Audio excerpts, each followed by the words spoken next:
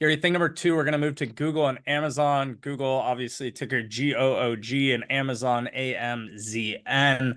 We're talking about both of them investing more in nuclear energy to power their AI data centers. Uranium's been on a nice run here over the last week or so. Thing number two, Gary, Google's nuclear energy investment fuels DKI's bullish stance on uranium. Well, Rob, you know, we have been long uranium for years. It's been an incredibly profitable position for us. It's roughly doubled in value against the dollar over the last couple of years.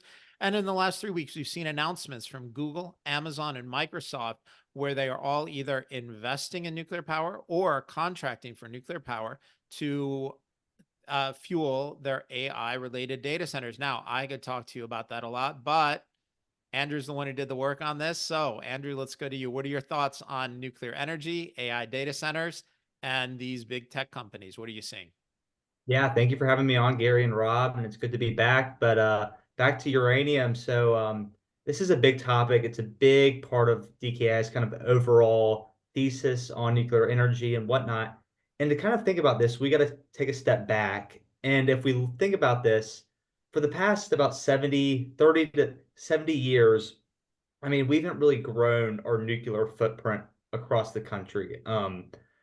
Ever since kind of you've had your disasters across the world, Chernobyl, Three Mile Island, Fukushima, those kind of slowed the kind of consumer acceptance of nuclear energy. But now with this new AI space race, you know, the sentiment of nuclear energy is so much better because the technology has gotten a lot better with the small modular reactors, and then also the huge investment just because these data centers do not need coal or natural gas to power.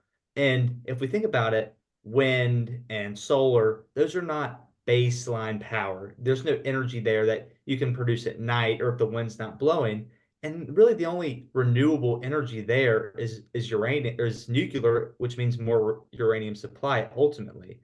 And interesting enough, so in the past few weeks we've had Amazon, Microsoft, and now Google make a big commitment to buy power from Kairos Energy.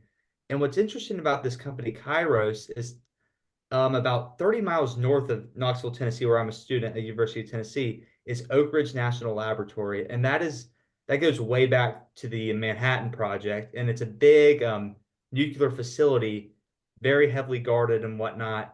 And that's where they're actually developing this small modular reactor, which is a lot different from your reactors that you see kind of on lakes and whatnot. But this one, in a classic reactor, it uses cold water, so water from lakes and rivers to cool that reactor. But here, they're developing a new technology where they use a salt to cool the the reactor, which is extremely different because let's think about I hear the analogy, well, let's just put all the nuclear power plants in the desert. Well, there's no water in the desert.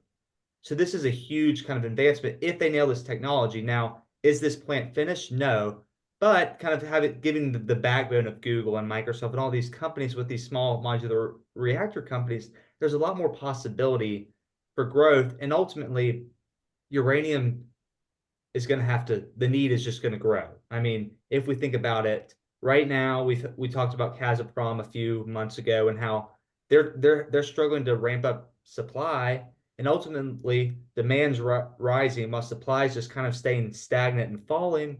And as Gary has mentioned in the past, the price ultimately has to rise here. So it's very interesting what's going on here in the development, and AI is just kind of playing a big role in this. I mean, I know people like to talk about AI and NVIDIA and AMD and Taiwan Semiconductor, which we'll talk about later today. But this is kind of also an indirect way to invest in AI.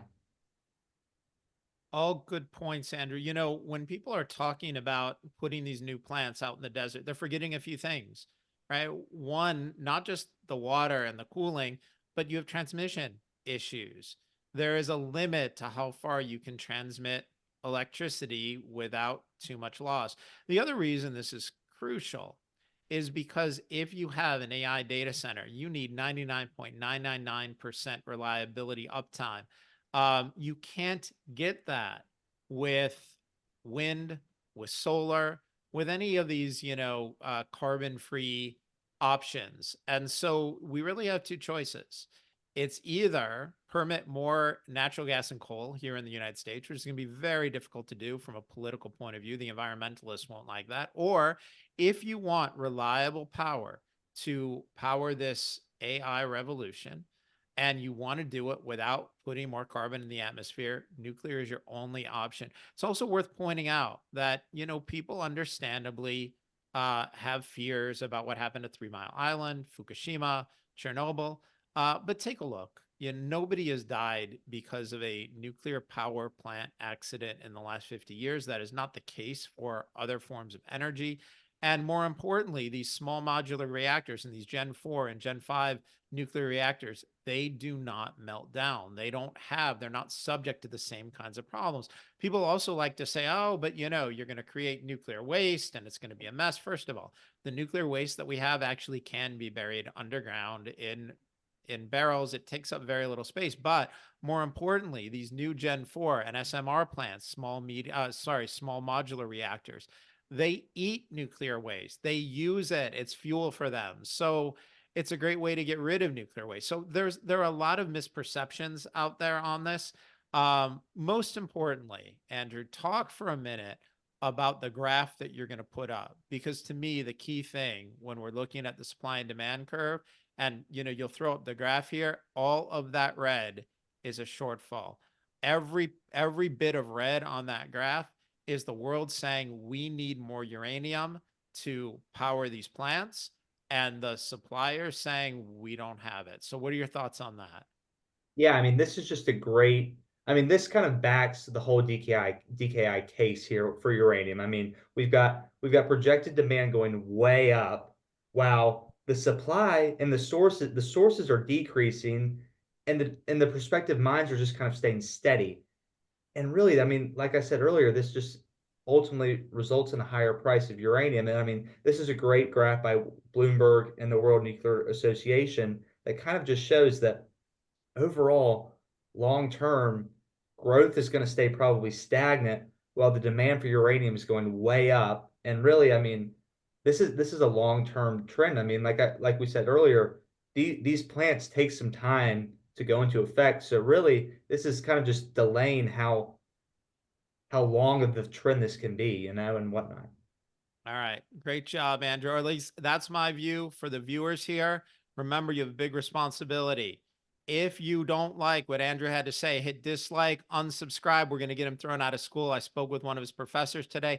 If you want to save Andrew, click like and subscribe, and we will keep him on and make sure he doesn't get thrown out of school. It is up to you. Everyone please like it, please. I don't need that. My parents would not be happy with that. They would not. The fate of Andrew is in the DKI community's hands, so we'll see how that one plays out. Save him, YouTube. Save him. Yeah. Great job, guys, on thing number 2. Sorry, go ahead, Andrew. I said YouTube is never a good hope, but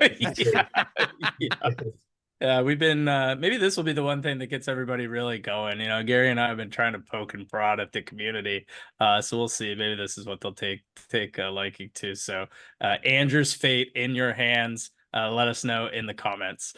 Great job, guys. Thing number 2. Thing number 3, we're moving to Taiwan Semiconductor, TSM. They beat earnings, indicating demand for AI chips